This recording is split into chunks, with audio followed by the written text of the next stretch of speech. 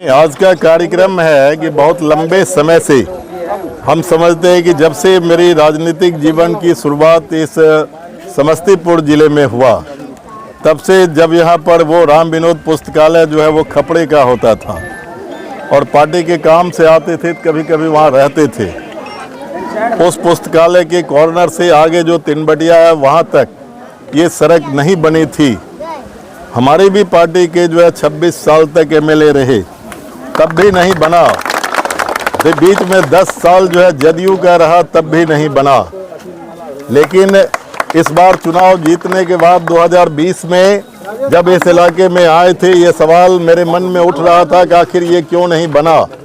तो उसके बाद और भी लोग कह रहे थे, लेकिन आखिरी जो सबसे आखिरी में था, क्योंकि ये रोड काफ़ी लंबी थी और इस रोड को बनाने के लिए एक एमएलए के लिए वो काफ़ी मतलब उसकी क्षमता से बाहर का था, क्योंकि ये 3 योजना जोड़ करके तब ये रोड बन सकती थी।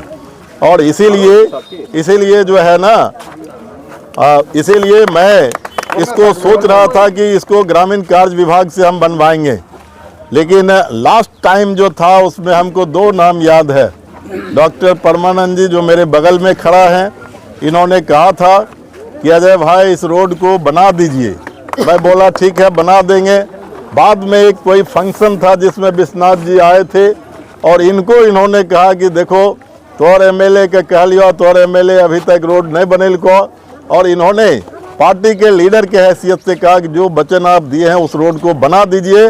और मैं इनको कहा कि अगले 10 दिन में इसका शिलान्यास हम करेंगे और इसका शिलान्यास भी किए और शिलान्यास करने के बाद ये रोड भी बनी। लेकिन आप पत्रकार हैं, हम आपको बताएंगे कि ये वो शिलान्यास किया हुआ बोर्ड नहीं है। हर बोर्ड जो यहाँ पर था उस बोर्ड को तोड़ दिया। किसने तोड़ा मैं नहीं कह सकता, लेकिन मैं ये बात जरूर कहूँगा कि जिसने तोड़ा वो विकास का विरोधी था, जिसने तोड़ा वो समाज विरोधी था, जिसने तोड़ा उसको ये रोड जो बनी उसे ये पसंद नहीं था। मैं एक चुनौती देते हुए कहना चाहता हूँ कि मेरे काम को अगर बोर्ड तोड़ करके कोई मिटाना चाहता है तो बाबरी मस्जिद को तोड़ करके इस देश के अंदर सेकुलरिज्म के सिद्धांत को कोई नहीं मिटा पाया। जिस तरह उस सेकुलरिज्म के सिद्धांत को आरएसएस के लोगों ने नहीं मिटा पाया, तो इस रोड को भी कोई नहीं तोड़ सकता। ये मैं कह रहा हूँ आपको और सबको मैं इस संदेश को देना चाहता हूँ। मेरे आने से पहले यहाँ कुछ घटनाएं घटी है और वो घटना घटी कि शिलान्यास के अवसर पर वहाँ पर एक सभा, पुस्तकालय जो है किसी की निजी संपत्ति नहीं है, उस पुस्तकालय के सामने में एक सभा जो है उद्घाटन के मौके पर करने का फैसला स्थानीय लोगों ने लिया था। लेकिन मेरे आने से पहले बताया गया कि यहाँ पर गाली गलौज हो रहा है, आप नहीं आइए। मैं बोला मैं जाऊँगा। मैं यहाँ के कई लोगों ने कहा कि आप मत आइए। मैं बोला वहाँ मैं ज़रूर जाऊँगा और निश्चित तौर पर जाऊँगा। जिनको गाली देना होगा, जिनको मेरे ऊपर हमला करना होगा वो करेंगे, लेकिन विभूतिपुर के विकास के बढ़ते हुए कदम को किसी भी कीमत पर किसी के धमकी के सामने वो नहीं रुकने देंगे। और जब मैं आया तो मैं देखा कि उलझन पैदा किए हुए था। और ये क्या बता रहा है, इस देश में डेमोक्रेसी जिंदा है, जनतंत्र है, बोलने की आज़ादी सबको है, बोलने की आज़ादी देश का संविधान ने दिया। और उसी तरह हर डेमोक्रेटिक सिस्टम में विश्वास करने वाले लोगों को बात को सुनने की उसके अंदर में तहजीब और उनके अंदर जो है ताकत, हिम्मत होनी चाहिए। लेकिन मैं आपको कहूँगा, सत्य जो है ना वो सुनने की आदत सबकी नहीं होती है, सबके बस की भी बात नहीं होती है। सत्य सुनना जो है ना वो बड़ा काम होता है।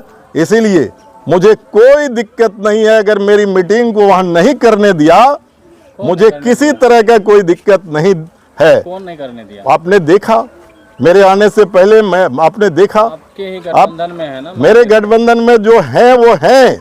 जिसने नहीं करने दिया मीटिंग, मैं आपको साफ तौर पर मैं कह रहा हूँ, वो जमहूरियत में उसको विश्वास नहीं है, किसी सिस्टम में विश्वास नहीं है। और इस तरह से जो है ना गुंडागर्दी करके इस विभूतिपुर के अंदर कोई अमन चैन को भंग करने की कोशिश करेगा तो आपको हम बता देते हैं इस विभूतिपुर में 16 बेशकीमती साथियों की कुर्बानी की नींव पर यह कम्युनिस्ट पार्टी मार्क्सवादी खड़ा है। ये किसी के धमकी के सामने रुकने वाला नहीं है। ये बढ़ेगा, आगे बढ़ेगा, बढ़ते रहेगा।